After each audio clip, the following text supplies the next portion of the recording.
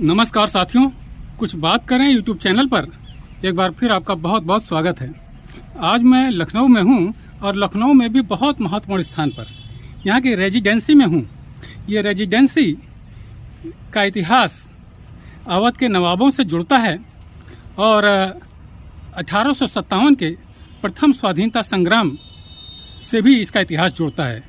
तो बहुत क्रांतिकारी जगह हूँ मैं साथियों। आइए चलिए इसके अंदर चलते हैं और देखते हैं कि इसके अंदर क्या क्या है। निश्चित रूप से बहुत ही अधिक महत्वपूर्ण जानकारियाँ हमें मिलने वाली हैं। दोस्तों, अब हम लोग रेजिडेंसी में अंदर चल रहे हैं और ये चारों तरफ का परिसर देखिए, बहुत प्राचीन परिसर लग रहा है ये। और निश्चित रूप से हम लोगों को आनंद आने वाला है यहाँ पर। ये जो गेट सामने हम लोग देख रहे हैं, ये गेट का भी कुछ इतिहास है और ये बोर्ड बाहर लगा हुआ है। यहाँ पर देखते हैं इसके बारे में क्या लिखा हुआ है। इसका नाम है बेली गारद गेट। बेली गारद गेट। इस प्रवेश द्वार का निर्माण नवाब सादत अली खान ने 19वीं शताब्दी के पूर्वार्ध में यानी कि 1800 कुछ में लखनऊ रेजिडेंट कैप्टन बेली के सम्मान में कराया था। इसीलिए इस गेट का नाम बेली गेट रखा गया है साथियों। चलिए और अंदर चलते हैं। अब हम लोग रेजिडेंसी के अंदर आ गए हैं साथियों और देखते हैं यहाँ पर भी एक बोर्ड लगा हुआ है। इसमें रेजिडेंसी के बारे में क्या लिखा हुआ है देखते हैं। रेजिडेंसी का इतिहास 1774 ईस्वी में नवाब शुजाउद्दौला द्वारा अवध दरबार में एक ब्रिटिश रेजिडेंट के रखने की स्वीकृति से प्रारंभ होता है। रेजिडेंसी की स्थापना 1775 में साथियों हुई थी और इसका निर्माण कार्य 1800 ईस्वी तक चलता रहा, इसमें लिखा हुआ है।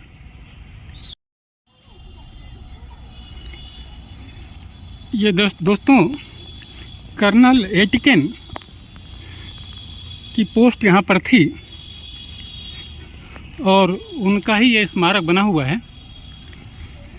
इसमें लिखा हुआ है कि वो 18 सितंबर 1887 में उनका देहांत हो गया था। और ये साथियों देखिए, ये परिसर है। जब क्रांतिकारियों ने इस पूरे रेजिडेंसी को घेर रखा था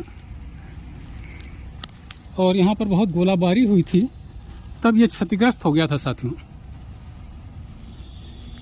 इसे उसी स्थिति में अभी तक रखा हुआ है।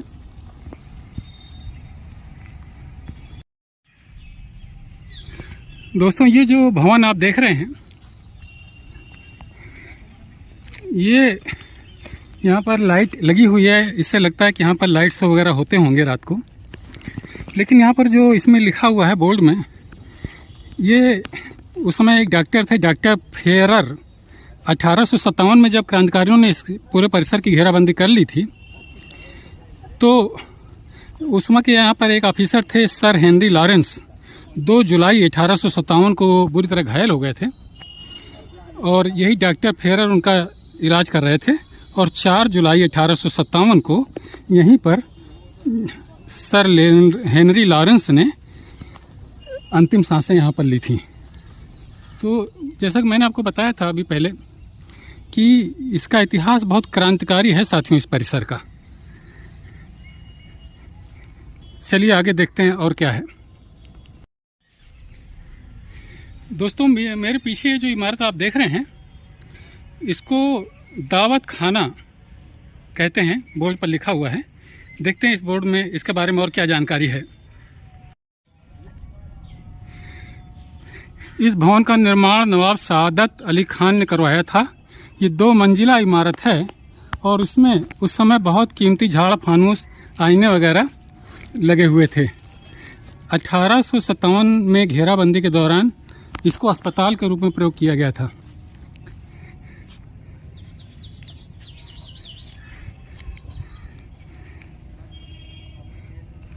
दावत खाना शायद इसका नाम इसलिए रखा गया कि यहाँ पर मेहमान नवाजी की जाती होगी। जो बड़े बड़े अफसर वगैरह आते जाते रहे होंगे यहाँ पर। रख रखाव तो साथियों इसका बहुत अच्छा है, बड़ा साफ सुथरा है यहाँ पर।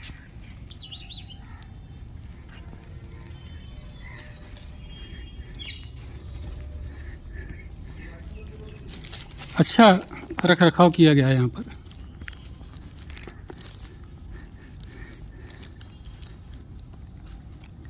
चलिए साथियों, अब दूसरी इमारतों पर चलते हैं। दोस्तों, ये जो आप स्मारक देख रहे हैं, ये मैंने अभी आपको पीछे बताया था कि सर हेनरी लॉरेंस 4 जुलाई 1857 को जिनका देहांत हो गया था,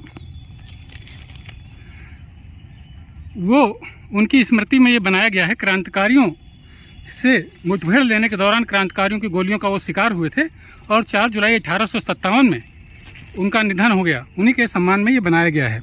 ये लिखा भी हुआ है इसमें, हेनरी लॉरेंस का स्मृति स्तंभ। तो ये साथियों काफ़ी नक्काशीदार स्तंभ है ये, और इसमें मैं देख रहा हूँ कि सबसे ऊपर जो गोला गोला ऐसा बना हुआ है, उसमें ईसा मसीह की प्रतिमा बनी हुई है, और बीच में ये जैसा कि क्रिश्चियंस में होता है, एक लेडीज शेर नीचे बैठा हुआ है और उसके ऊपर ये खड़ी हुई है। तो ये है साथियों, 1857 में क्रांतिकारियों के कारनामे देख करके हृदय बहुत ही प्रफुल्लित हो उठता है साथियों। और ये देखिए सामने मेमोरियल म्यूजियम है इस रेजिडेंसी का। देखते हैं कि इसके अंदर क्या है। ये साथियों 15 अगस्त 2 दिन के बाद आ रहा है, तो यहाँ जो रेजिडेंसी का स्टाफ है वो लोग 15 अगस्त के संबंध में एक रैली निकाल रहे हैं। ये बहुत अच्छा लग रहा है ये देख करके।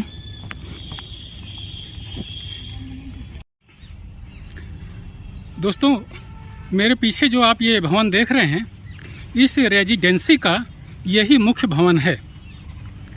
इसी में जो अंग्रेज रेजिडेंट वो इसी में रहा करते थे, वही इसका उपयोग किया करते थे, तो इसीलिए इस पूरे परिसर का नाम रेजिडेंसी भी पड़ा। तो अब देखते हैं साथियों कि इसका भवन, ये भवन चल करके अंदर देखते हैं कि किस तरीके का है और उसका निर्माण किस तरीके से किया गया है। ये देखिए साथियों, बोर्ड में लिखा हुआ है रेजिडेंसी मुख्य भवन। यहाँ पर देखिए, इसमें आखिरी में लिखा हुआ है कि 1857 की घेराबंदी के समय रेजिडेंसी के अंदर घिरी हुई यूरोपीय महिलाओं एवं बच्चों ने इस भवन के अंदर शरण ली थी। 2 जुलाई 1857 को सर हेनरी लॉरेंस यहीं पर भारतीय सिपाहियों की गोलियों से बुरी तरह घायल हुए थे। तो ये साथियों, सर हेनरी लॉरेंस के बारे में यहाँ पर भी लिखा हुआ है कि 2 जुलाई 1857 को क्रांतिकारियों की गोलियों से वे बुरी तरीके से घायल हो गए थे। इस परिसर को देखते हैं साथियों, ये मुख्य परिसर है, और क्रांतिकारियों का जब भी जिक्र आता है तो हृदय बहुत ही उत्साह, उल्लास, शौर्य और साहस से भर उठता है। तो ये मुख्य इमारत है साथियों, चलिए इसको देखते हैं हम लोग।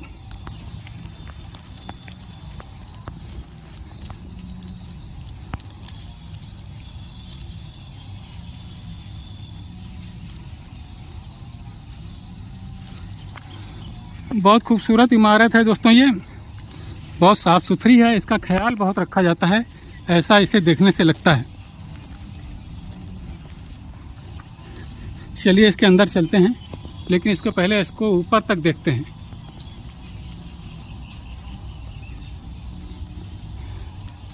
बहुत पतली पतली ईंटों से इसका निर्माण किया गया है। ये मुख्य भवन है साथियों, जैसा कि बोर्ड पर लिखा हुआ है। ये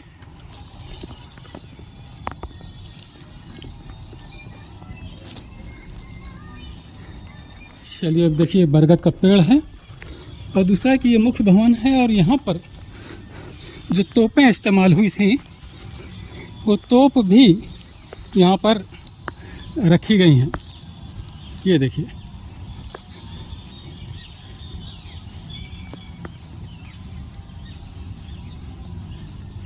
एक तोप तो ये है साथियों, और ऐसी ही एक तोप इसके बगल में भी रखी हुई है। वो देखिए, ये मेन गेट है इसका साथियों।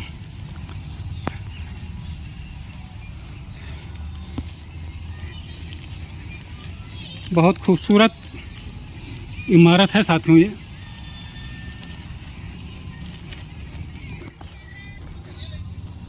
इसे नवाबों के खानदानियों ने बनवाया था अंग्रेज़ों के लिए। तो समझ में नहीं आता कि इसको गौरव की इमारत कहें या हमारे दास्ता का प्रतीक कहें, क्योंकि इसे नवाब जो कि मुस्लिम शासक थे यहाँ के, वो थे, और इसके बाद अंग्रेज़ों ने इसको अपने आधिपत्य में ले लिया। उन्हीं के लिए बनवाई गया था एक्चुअली ये साथियों। तो चलिए इतिहास को इतिहास की दृष्टि से हम लोग देखते हैं। और ये इतना बहुत ऊंचा है साथियों, 3 मंजिला भवन ये रहा था उस समय। तो चलिए साथियों रेजिडेंसी के एक मुख्य परिसर से बाहर निकलते हैं और दूसरी और जगहें भी हैं यहाँ पर, उनको देखते हैं। दोस्तों ये कब्रिस्तान है। यहाँ पर अंग्रेज़ों के मृत शरीर दफन हैं। और मैंने तो नेट में पढ़ा कि करीब 2000 कब्रें यहाँ पर बनी हुई हैं। 1857 में भी जिन अंग्रेज़ों का देहांत हुआ उन्हें भी यहाँ दफनाया गया है। कि जो बाहर बोर्ड लगा है इसको देखते हैं इसमें क्या लिखा हुआ है। इसमें लिखा हुआ है सेंट मैरी चर्च। 1810 में गोथिक शैली में इसका निर्माण किया गया था और प्रथम उपयोग इसका 1857 की घेराबंदी के समय हुआ। घेराबंदी मतलब क्रांतिकारियों ने इस पूरे परिसर को घेर लिया था और उस समय मृतकों की संख्या अधिक होने के कारण बहुत ज़्यादा उनका क्रियाकर्म न करके संक्षिप्त प्रार्थना के साथ अंग्रेज़ों को यहाँ दफन कर दिया गया। और यहाँ पर जिनकी कब्रें हैं उनमें से कुछ एक के नाम भी इसमें साथियों दिए हुए हैं। सर हेनरी लॉरेंस, यहाँ पर फ्रांसिस एलन हेल एवं उनकी पत्नी lieutenant non Fulton, miss John Palmer, इस तरीके की बहुत सी कब्रें यहाँ पर बनी हुई हैं साथियों। तो चलिए अब दूसरी इमारतों को देखते हैं। यहाँ पर भी एक अंग्रेज ऑफिसर रहते थे, उनका भी देहांत यहाँ पर हुआ था 5 जुलाई 1857 में। तोप का गोला लगने के कारण उनकी मृत्यु हो गई थी। उनका नाम था जुडिशियल कमिश्नर ओमनी। ओमनी का निवास स्थान था। 5 जुलाई 1857 को तोप का गोला लगने के कारण उनकी भी मृत्यु हो गई थी। यहाँ पर साथियों बहुत जबरदस्त घेराबंदी की थी क्रांतिकारियों ने और बहुत ही साहस, शौर्य और वीरता का प्रदर्शन समस्त क्रांतिकारियों ने किया था। दोस्तों तो वो जो पीछे इस भवन आप देख रहे हैं वो म्यूजियम है यहाँ का। मैं अभी उसको देख करके आया हूँ। तो उसमें महारानी लक्ष्मीबाई का फ़ोटो बना हुआ है और तमाम नवाबों के फ़ोटो हैं वहाँ पर और तमाम तरीके के स्केचेज वगैरह हैं वहाँ पर। तो अच्छा है, साफ़ सुथरा है और उसे देखने का मन करता है। तो साथियों ये रेजिडेंसी का जो मेरा भ्रमण था वो पूरा हुआ।